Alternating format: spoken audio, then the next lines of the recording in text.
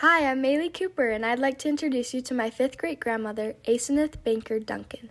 She was born on November 14, 1822, in Plattsburgh, New York. Her father was Platt Banker, and her mother was Thankful Marshall. Like many pioneer women, Aseneth was a hard worker.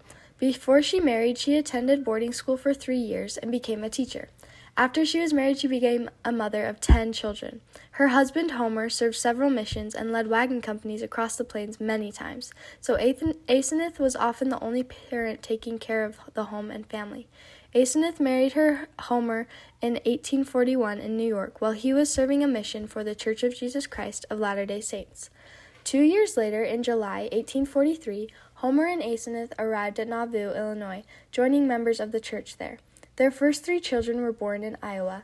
Aseneth and Homer received their temple endowments in Nauvoo in February of 1846. In July of 1848, the Duncans began their trek across the plains, headed for the Salt Lake Valley in the Willard Richards Company. Traveling with them was Aseneth's sister, Julia, and her husband, and also Homer's brother, Chapman, and his wife.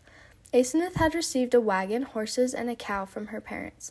Included in their load was a rocking chair that she used along the way to rest and rock her little ones, which were ages 3, 2, and a baby that was just a few months old. On this trek, Aseneth fell off the wagon when the oxen turned sharply. The wagon wheel ran over her wrist and broke it. This would have made caring for her family more difficult, but gratefully it healed well. Record shows that they traveled for 99 days. Well, after arriving in the Salt Lake Valley, 2 of the families lived together that winter in a small one-room cabin on land between Big and Little Cottonwood Creeks. This included Aseneth, Homer, and their 3 children, and Chapman and his wife, and their 2 little daughters.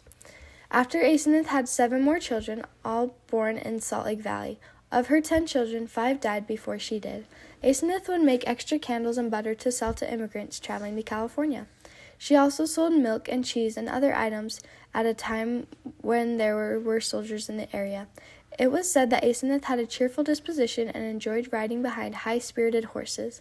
Homer served a mission to Texas. Then, for 3 years, he took care of cattle in Tooele County, while Aseneth and her children still living in the Salt Lake Valley.